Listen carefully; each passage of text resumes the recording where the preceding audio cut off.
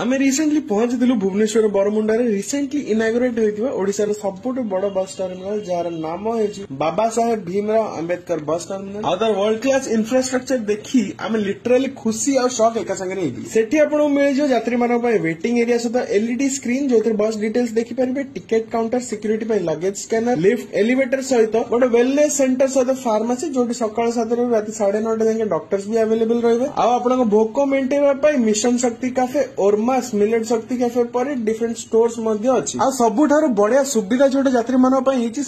आहार केन्द्र जो मात्र 5 टंका यात्री मैंने पेट पूरा खाई पारे तो आम भी से 5 टका देकी गोटे टुकन टे काटिकी निज थाली धरिकी पहुंची गलु भात डालमा आउ आचार धरिकी निज पेट पूजा करने आ सबुठार बेस्ट पार्ट है खाइबार क्वालिटी कौन कंप्रोमाइज है ना टेबल और चेयर सहित इंटीरियर और लाइटिंग अरेंजमेंट किसी रेस्टोरेंट कम नाला जे सेठी डॉक्टर बीआर अंबेडकर को डेडिकेट करके गोटे मेमोरियल सेक्शन भी अच्छी जोटी आपण विजिट करके हिस्ट्री और फिलोसफी विषय आउ टिके निजर ज्ञान बढ़े पारे ता सहित अच्छी टॉयलेट पानी जलर व्यवस्था छुआ स्पेशल फीडिंग रूम गोटे स्पेशल किड्स प्ले जोन आउ एटीएम पर विभिन्न सुविधा आ हाइजीन और क्लीनलीनेस रो तो स्पेशल ध्यान रखा आ शेष रे एति कहबी कि एते बड़ और एते सुंदर प्रोजेक्ट हम ओडिशा पई गर्वर कथा आ याको मेंटेन करबा हम समस्तଙ୍କର ही दायित्व ए वीडियो टी को सब ओडिया मानस शेयर करंतु आ निज ओपिनियन मते कमेंट निश्चित जणे।